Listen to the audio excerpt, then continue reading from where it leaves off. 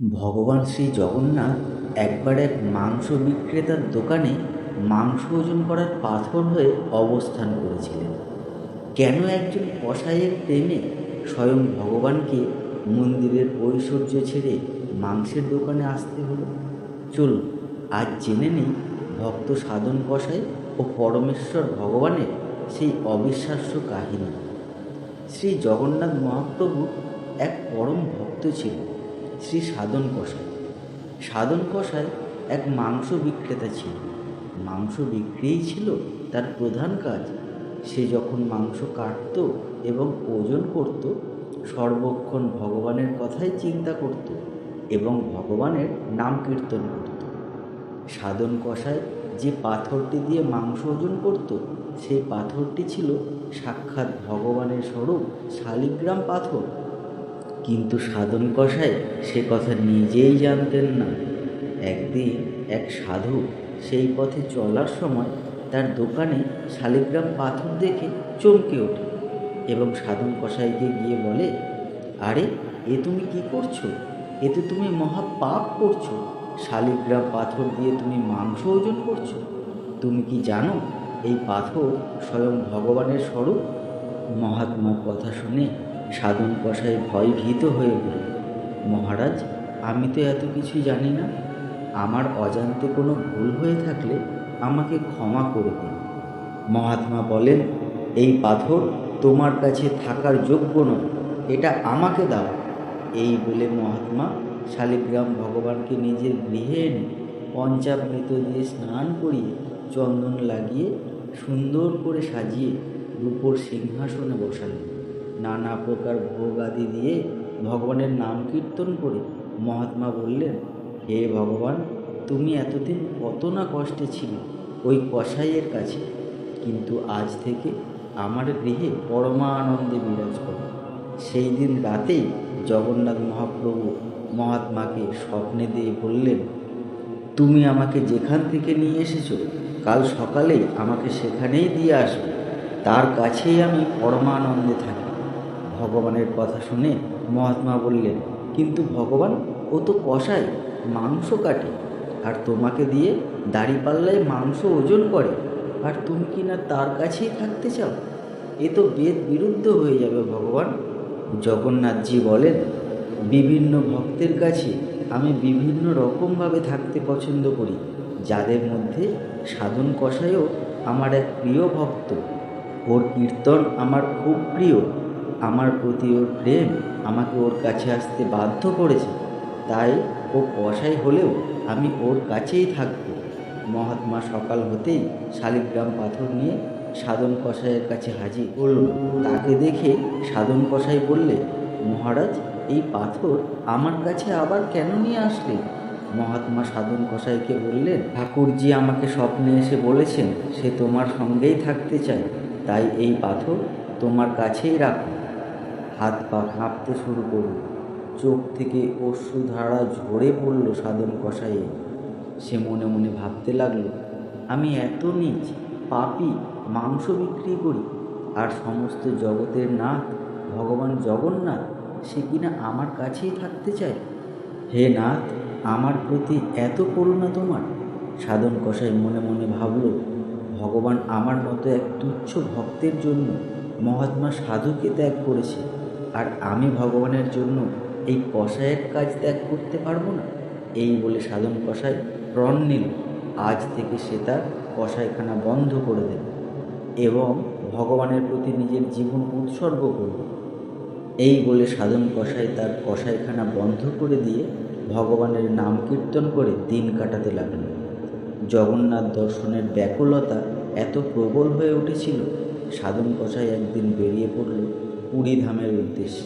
অজানা পথে চলা মানুষদের জিজ্ঞেস করতে করতে সে পুরী ধামের যাত্রা শুরু করল। পথ চলতে চলতে সাধন কসাই জগন্নাথ মহাপ্রভু স্মরণ করতে লাগল। চলতে চলতে বিকাল গড়িয়ে সন্ধ্যা নেমে এলো। এমন সময় সাধন কসাই একটি গ্রামের কাছে গিয়ে পৌঁছাল। অন্ধকার নেমে আসায় সাধন কসাই ভাবল, রাতটুকু এই গ্রামে কাটিয়ে আবার কাল সকালে যাত্রা শুরু করল। সে একটি কুঠিরের সামনে বসে জগন্নাথ মহাপ্রভুর নাম করতে লাগল। সাধন কসাইয়ের অপূর্ব রূপ ছিল। তার সুঠাম দেহ এবং মুখের অপূর্ব সৌন্দর্য যে কাউকে আকর্ষণ করত। যে কুঠিরের সামনে সাধন কসাই বসেছিল সেই কুঠির থেকে এক গৃহিণী বেরিয়ে এসে সাধন কসাইয়ের দর্শন মাত্রই তার রূপে মোহিত হয়ে পড়ে। সাধন কসাইয়ের অপূর্ব রূপ দেখে গৃহিণীর মনে কামের বাসনা জাগে। সে সাধন কসাইকে নানা প্রলোভনে গৃহের ভেতরে আসার জন্য ইশারা করতে থাকে। সাধন কসাই গৃহিণীর দিকে দেখল এবং ইশারায় তাকে হাত নেড়ে না করে দিল। আমি এখানেই ঠিক আছি, ভেতরে যাব না। সাধন কসাই তো তখন জগন্নাথ ভগবানের প্রেমেই ডুবেছিলেন, তাই তার ইশারায় কোনো খারাপ ভাব ছিল না। কিন্তু সেই গৃহিণী তার প্রেমে এতটাই পাগল হয়ে পড়েছিল যে সাধন কসাইয়ের সেই ইশারাকে গৃহিণী মনে মনে ভাবল যে লোকটি আমাকে বলল, তুমি আগে ভেতরে গিয়ে তোমার স্বামীকে বধ করো, তারপর আমি তোমার সাথে থাকব। কামের বশে গৃহিণীর বুদ্ধি ভ্রষ্ট হল এবং সে ভেতরে গিয়ে তার স্বামীকে হত্যা করল। কিছুক্ষণ পর গৃহিণী সাধন কসাইকে এসে বললে, এবার তো ভেতরে চলো, আমি আমার স্বামীকে মেরে ফেলেছি। সাধন কসাই অবাক হয়ে বলল, দেবী, এ তুমি কি করেছো? নিজের স্বামীকে হত্যা করেছো? গৃহিণী বললে, তুমিই তো বললে আগে তোমার স্বামীকে হত্যা করো, তারপর তোমার সাথে থাকবো।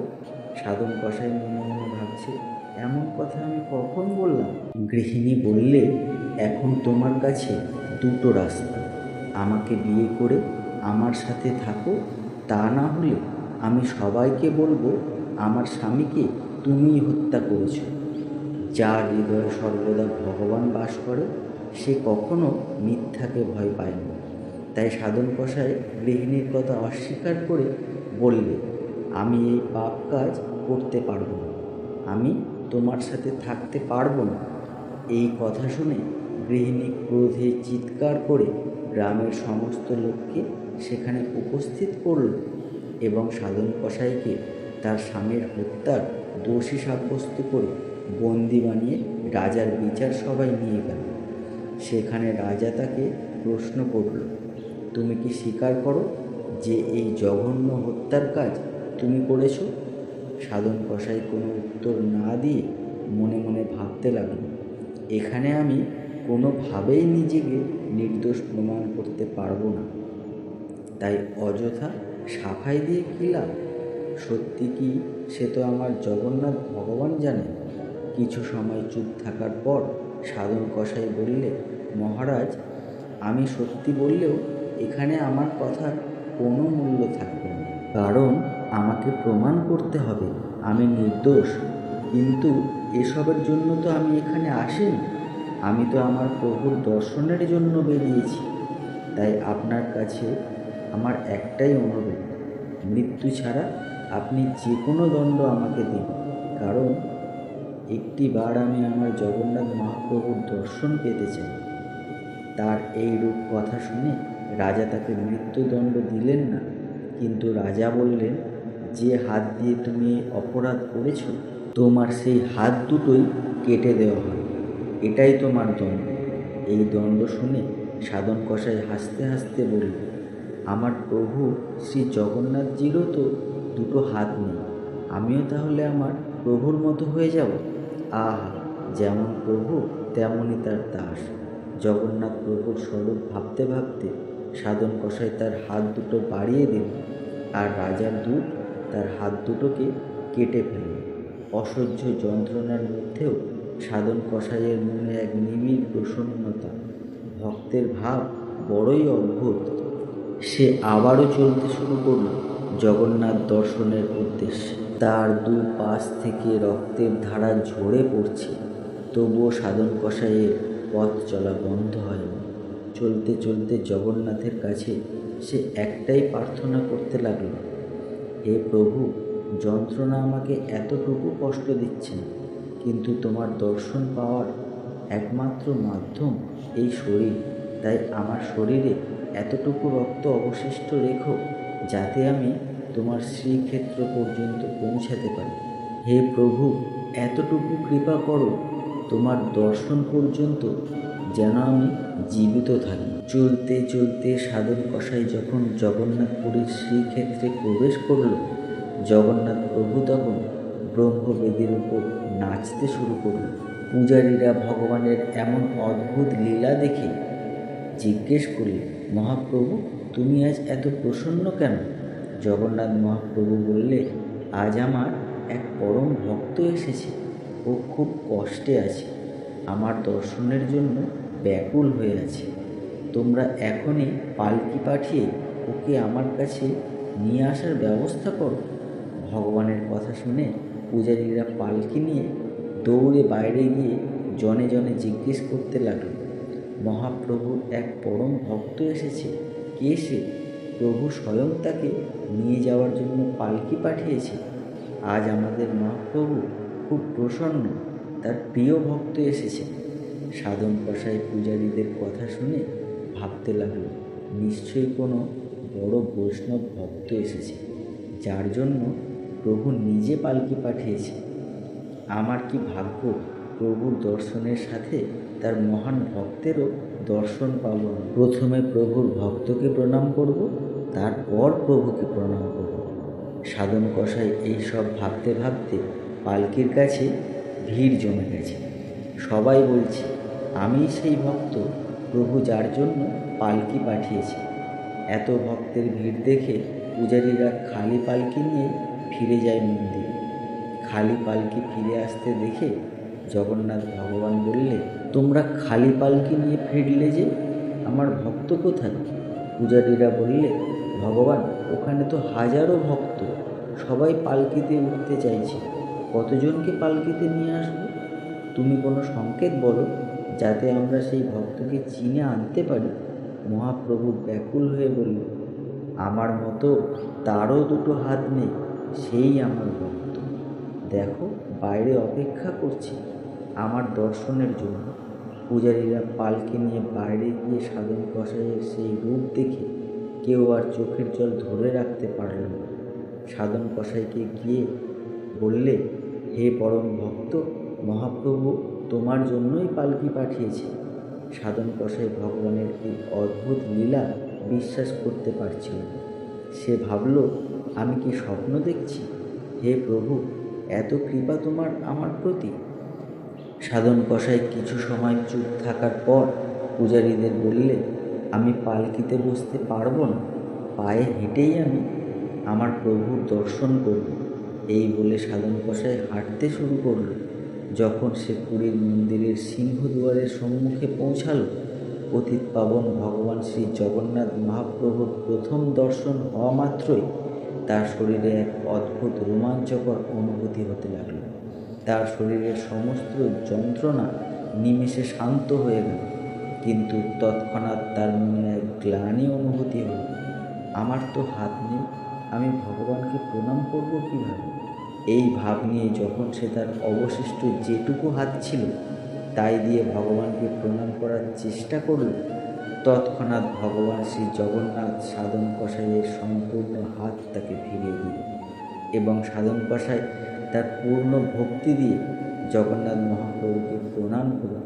শ্রী জগন্নাথ মহাপ্রভু কি জয়। জগন্নাথ মহাপ্রভুর এমন আরও অনেক কথা শোনার জন্য আমার এই কৃষ্ণ কথা চ্যানেলটিকে অবশ্যই সাবস্ক্রাইব করুন। হরে কৃষ্ণ হরে কৃষ্ণ কৃষ্ণ কৃষ্ণ হরে হরে হরে রাম রাম রাম হরে হরে। হরে কৃষ্ণ